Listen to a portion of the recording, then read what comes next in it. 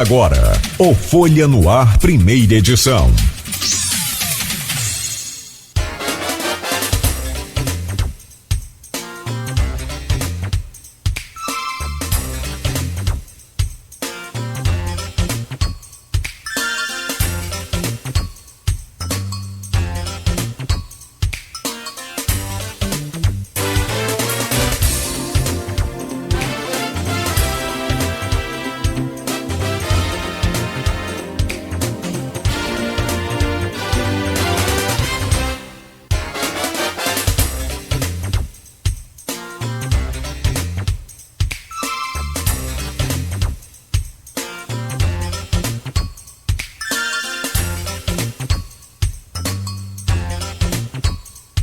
Sexta-feira, 13 de novembro de 2020. Começa agora mais um Folha no Ar, primeira edição.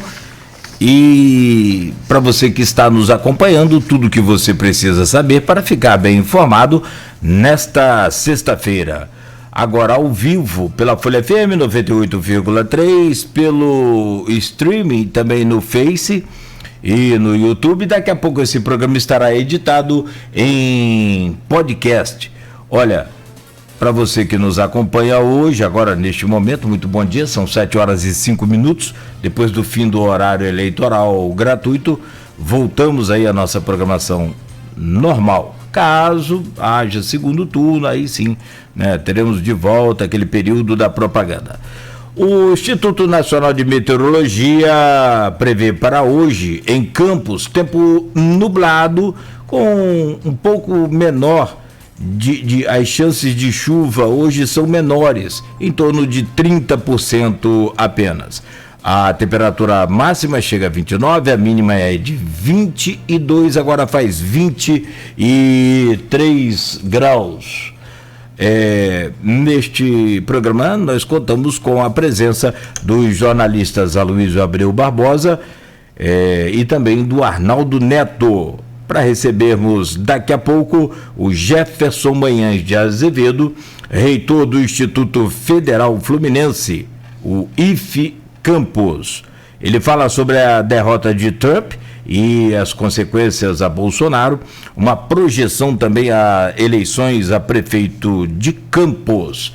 Aliás, agora só restam 2 países a admitirem a derrota de Trump: Rússia e Brasil. A China ontem, né, também enviou aí o reconhecimento ao Biden.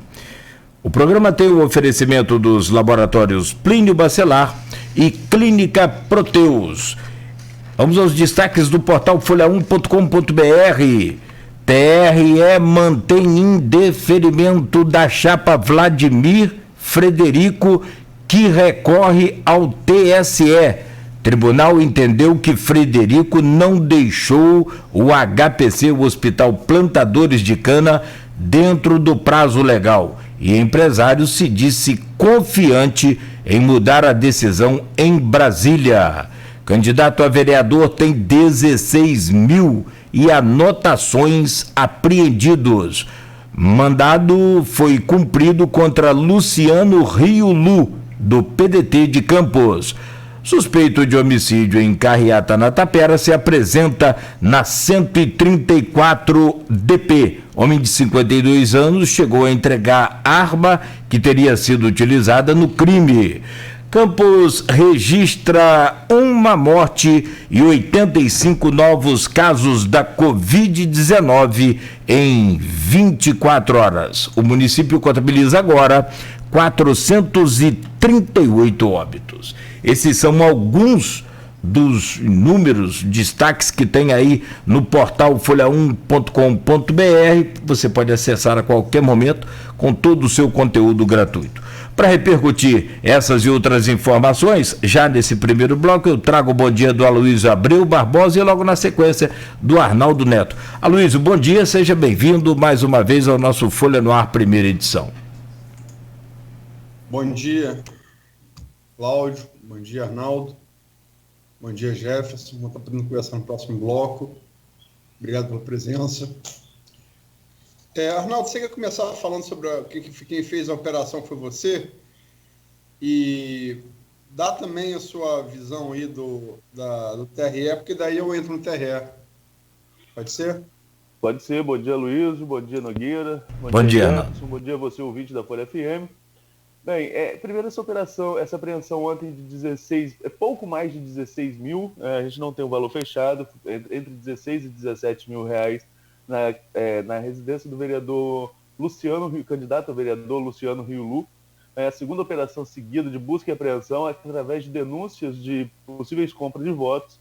O Luciano, ele nega, eu não consegui falar contato com ele, deixei espaço aberto no blog, deixo aqui também, caso queira entrar em contato conosco para apresentar a sua versão. Mas ele negou que esse dinheiro tem alguma fonte ilícita, que o dinheiro era dele. O dinheiro era uma parte estava com ele, uma parte no carro dele, uma parte no carro do filho, e o montante total seria de 16 mil. Mas o que chamou, de pouco mais de 16 mil, o que chamou a atenção realmente dos fiscais nessa ação foram as anotações encontradas. Anotações em que constavam nomes e zonas e sessões eleitorais que as pessoas votavam e ir na frente algum tipo de valor, e valores diversos, de 100, 130, 50. Ele alegou para os fiscais, a informação que nós temos, que essas anotações seriam de pessoas que estariam trabalhando para a campanha dele. Isso vai ter que ser comprovado, assim como a origem do valor, até porque é um valor que, dependendo da atividade econômica, não é tão alto para você guardar para depositar no outro dia no banco, não é um valor impensável de se ter em casa, né? Mas juntando dele, do filho, que tem uma atividade também, pelo que foi informado, um outro ramo de atividade, é algo plausível. O problema são essas anotações e o cruzamento desses dados com a prestação de contas eleitorais. Eu entrei, por exemplo, no Divulgacand, a campanha dele tem declarado até o momento R$ 4.600. Então, assim, é um valor muito baixo para uma quantidade tão grande de anotações de pessoas trabalhando. Mas ele que se explique, né? Está aberto aí o prazo das explicações, até porque a prestação de contas ainda é parcial da campanha, deixando bem claro, não tem ali a necessidade de dar a integralidade do que foi arrecadado, nem como foi gasto ainda não estamos nessa fase. Bem, a segunda operação, são várias denúncias de compra de votos, na Justiça Eleitoral. Estão sendo expedidos mandatos de busca e apreensão. E qual a intenção da fiscalização nesse momento? Se há suspeita, apreende o dinheiro, depois devolve, se comprovada a licitude. Melhor apreender o dinheiro e evitar o ilícito do que aguardar para tentar um flagrante, que pode ser mais difícil, sobretudo no dia da eleição, que é difícil a fiscalização em toda a área do município. Também ontem, o Tribunal Regional Eleitoral concluiu a votação dos embargos de declaração sobre aquela ação que pede a anulação aí do vice da chapa de Vladimir Garotinho, o que contamina a chapa como um todo, né? Isso porque, como o Nogueira começou no início do programa, a alegação do TRE é que o Frederico Paes não se desincompatibilizou no prazo correto da direção do HPC, do Hospital dos Plantadores de Cana, e também do Sindicato dos Hospitais do Norte e Noroeste Fluminense. Então, o que aconteceria neste momento na eleição de domingo? Se a eleição fosse hoje, sem nenhum recurso no TSE, pelo que a gente pesquisou bastante, conversou com gente ligada à área jurídica, novas resoluções do TSE, Vladimir, caso ele tenha o quantitativo de votos para tal, ele pode chegar ao segundo turno sub júdice. Esses votos, eles vão ser contados como com asterisco, em outra cor, nesse programinha novo do TSE, que já está circulando em tudo que é grupo de WhatsApp, em tudo que é rede social, o print, onde está lá, que está sub júdice, como está o Vladimir, está o candidato Jonathan Paes, ao que parece, pelo mesmo motivo, questões relacionadas ao registro do vice. Então, esses votos vão aparecer no sistema, mas eles são considerados anulados sub júdice. Tem aí o período para tentar o TSE julgar o último recurso, o recurso em última instância. Se der tempo, a informação que eu tenho, e a Luísa também vai falar sobre isso, a informação que eu tenho é a seguinte: se der tempo do TSE julgar entre os dois turnos, o que nós teremos é uma eleição, e caso o recurso seja positivo, tudo segue normalmente. Caso o recurso seja negativo, caso o recurso seja negativo, acontece que chama-se o terceiro colocado ao segundo turno. E aí, por causa de questões técnicas, a Luísa que apurou isso e a gente estava conversando ontem, a eleição poderia ser adiada. Agora, uma terceira possibilidade de não ser julgado no TSE ainda, essa eleição acontece subjúdice no segundo turno e ficamos dependendo da decisão do TSE para saber se o resultado vai ser oficializado ou se poderíamos ter novas eleições em Campos. São conjunturas, são possibilidades dentro do processo. O que hoje se tem definido por uma resolução do TSE é que os votos seriam anulados, mas seriam contabilizados subjúdice. Bom dia. Realmente, ontem a apuração... Bom dia. A apuração dessa matéria ontem tomou muito... À noite, tomou muito esforço, tanto o Aldir, quanto o Arnaldo, quanto eu. Conversei com vários juristas, conversei com advogados, conversei com promotores, conversei com magistrados, com juízes. Conversei na primeira e na segunda instância, porque a coisa é complexa para tentar entender. Conversei com advogados de defesa. É o seguinte, a questão é complexa, então também é complexo eu explicar. Fato.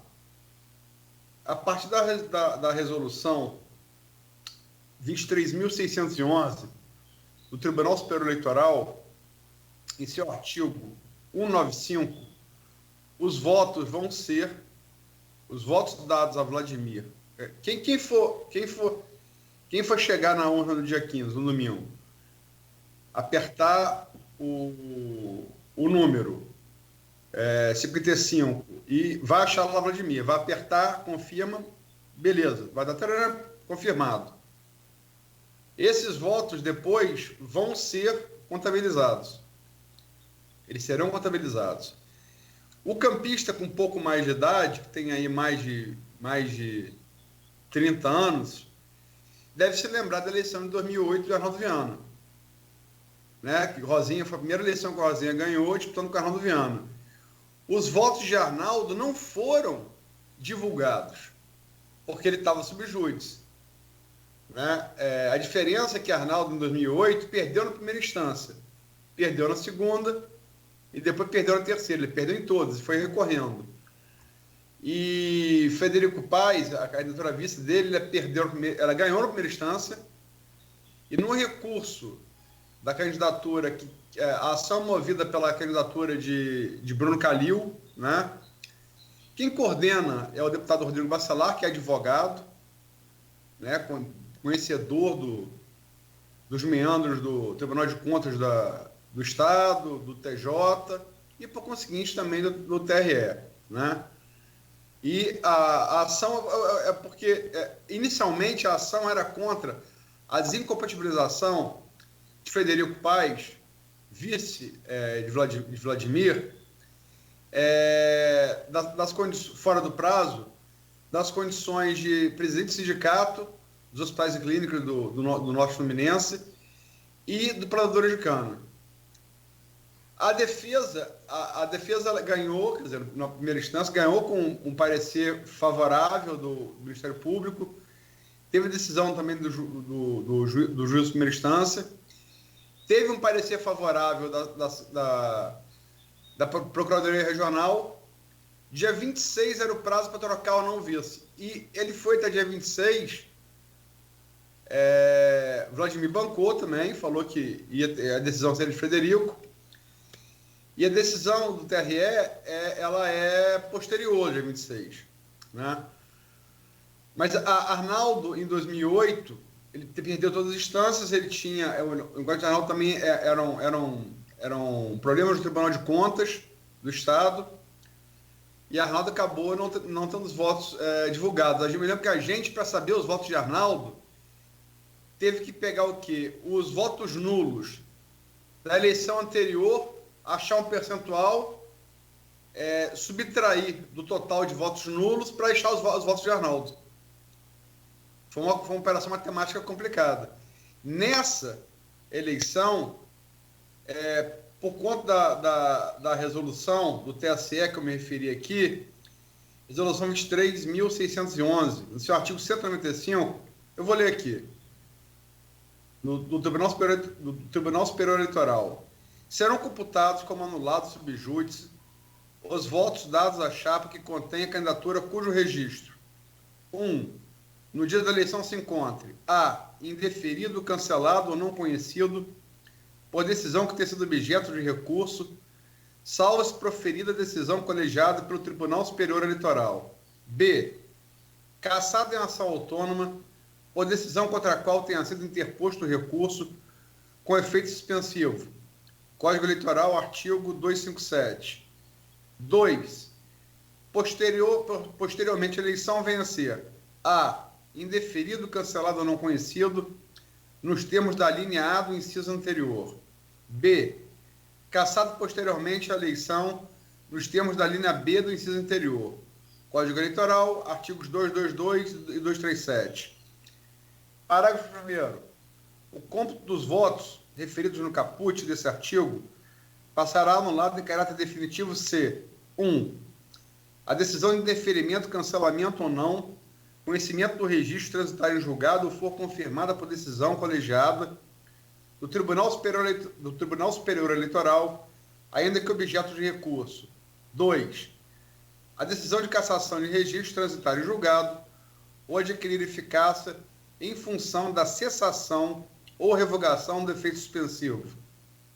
Aí vem os demais parágrafos aqui. Então, a partir dessa resolução do TSE, qual é o princípio em que se baseia essa resolução? O eleitor tem direito de saber o destino de seus votos. É o princípio da transparência, né? Então, os votos de Vladimir vão ser contabilizados, já seriam mesmo sem essa resolução, mas a partir dessa resolução chegou a haver uma dúvida aqui na Justiça, no Ministério Público de Campos, em que esse artigo ele dirime qualquer dúvida. Os votos vão ser divulgados. Como o Arnaldo disse, um asteriscozinho ali. Candidatura indeferida sob recurso.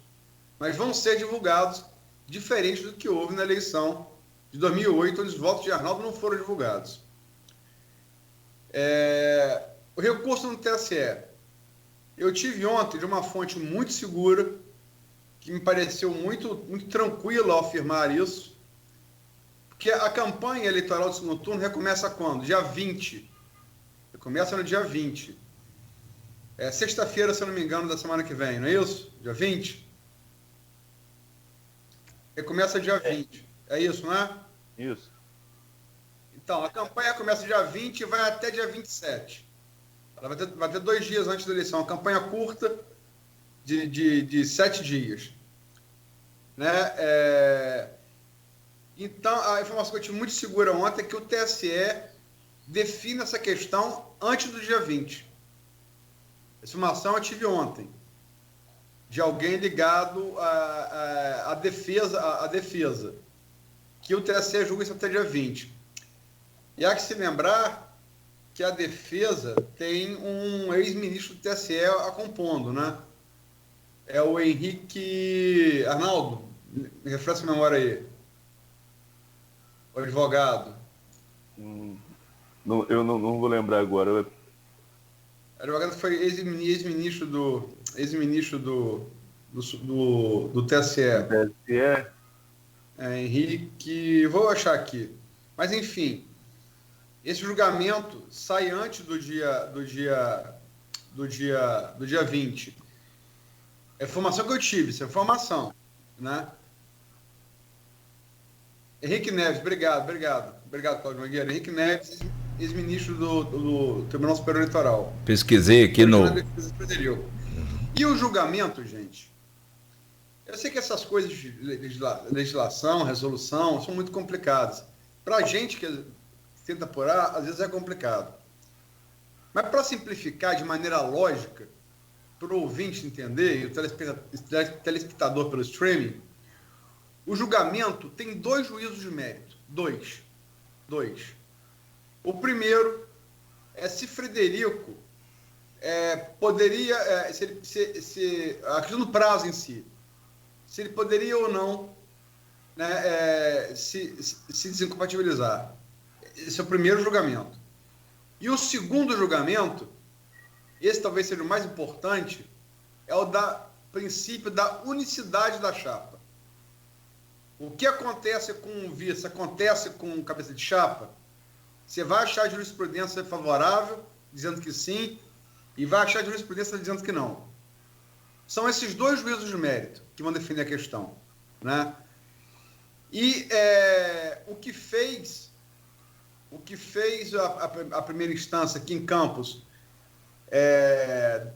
julgar favoravelmente Frederico, e o que fez depois o TRE julgar contrário, em termos de princípio, da análise do mérito, foi, por exemplo, a condição dele de presidente do sindicato pouco importou. Saiu da questão.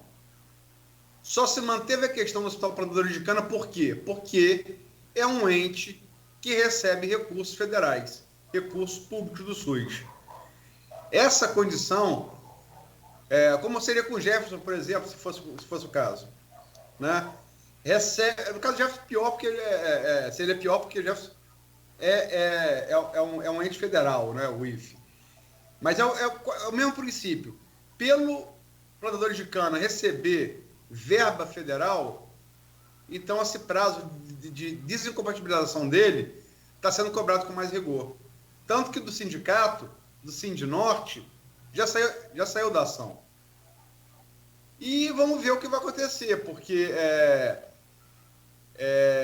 Vladimir poderia ter trocado o vice, não fez. Isso tem um lado positivo, que é o lado do cara que é o lado político que cumpre a palavra, que cumpre acordo, né? Ao mesmo tempo, tem pragmaticamente uma questão de risco aí, né, envolvida, né? Enfim, tá no TSE, o TSE vai julgar. A informação que eu tenho é que julga antes do dia 20. Porque a Renato falou as possibilidades. Quais são as possibilidades?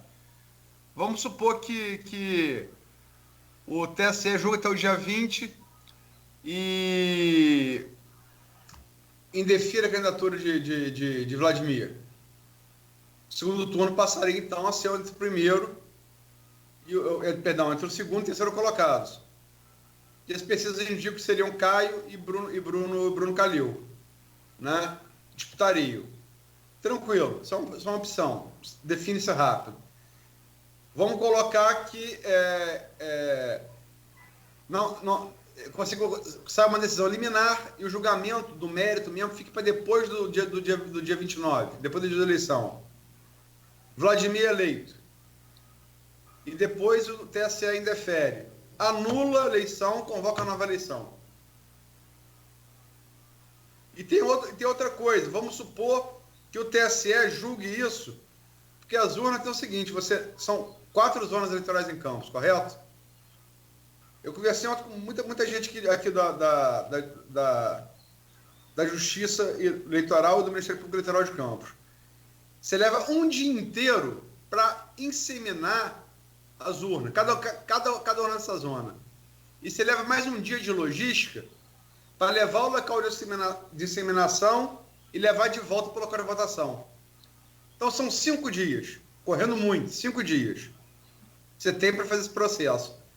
Porque as urnas, por exemplo, do dia 15 já estão inseminadas, com o nome de Vladimir. Vamos supor que essa decisão, 29 dias de eleição, 29 menos 5, 24, correto? Se essa decisão sair depois do dia 24, entre o dia 24 e o dia 29, ela foi desfavorável a Vladimir, tem que adiar a eleição. Você vai precisar de 5 dias para reinseminar as urnas, entendeu? Então, ela traz um grau de complexidade essa eleição que a gente realmente não estava esperando. Por um motivo diferente de outras vezes, foi chequinho, compra de voto. Essa vez é um motivo prosaico, é uma desincompatibilização do cargo, mas que está na lei e que vai ser julgado, né? Agora, você tem uma série de possibilidades. Agora, fato, os votos dados em Vladimir serão contabilizados e serão divulgados, com a condição de indeferido sob recurso. E a informação que eu tenho, e quero, qualquer que seja a decisão que isso aconteça, é que o julgamento do TSE se dá antes do dia 20, antes do começo da propaganda eleitoral, porque senão também você entra em outro problema.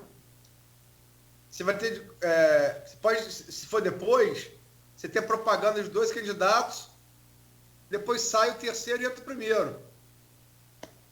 E tem outra coisa também, e se Vladimir, como não é provável, mas é possível, vencer o primeiro turno, no voto? Olha o problema. A gente tem segundo turno ou não tem segundo turno? Então, uma série de possibilidades, né? Mas a informação que eu tenho é essa: o julgamento do TSE, espero não estar aqui tendo que desmentir a informação, espero que se cumpra, saia até antes do dia 20. Tomara. Aloysio, se for fazer realmente uma discussão sobre o tema, você monta uma bancada aí de juristas e, né, de conhecedores, você passa o dia inteiro debatendo essas vias todas que você colocou aí, essa agora mesmo que você colocou, que é a questão do primeiro turno, que não é descartada em hipótese nenhuma, até porque eleição é eleição, não é? É como um jogo de futebol, só termina quando acaba, como dizia o poeta, né? Então, é coisa para se discutir, debater bastante, e a gente, na medida que puder, vai estar aqui levando até o 20, naturalmente a Folha da Manhã até o leitor, todas as informações. Agora, só para fechar, são 7h30, que me vem aqui, saindo dessa área técnica, da parte jurídica, de qualquer avaliação também sem juízo de valor, só lembrar, o Vladimir demonstrava uma preocupação desde uma entrevista que ele nos concedeu aqui, acho que foi em fevereiro desse ano, não me lembro mais, me perdoe, da preocupação dele com relação ao Judiciário de Campos. Não sei se vocês se lembram, né? E depois, agora o Judiciário de Campos não teve nenhum problema com relação à questão do deferimento. Aliás, foi deferida a chapa, né? Vamos aguardar. Paulo Maurício. O que nos resta aqui é aguardar agora para que a gente leve a informação correta sempre, como sempre, e torcer para que tudo dê certo, evidentemente, como qualquer cidadão. Algo mais aí, Arnaldo, Aloysio? Então podemos ir para o intervalo e abrir com o Jefferson Manhães, que já está conosco aí nesta manhã de sexta-feira, dia 13, e que não é de forma nenhuma sexta-feira 13 com a presença do Jason, nem será. 7h32 agora em Campos, no oferecimento dos laboratórios Plínio Bacelar e Clínica Proteus. Voltaremos em instantes. Leve seus sonhos para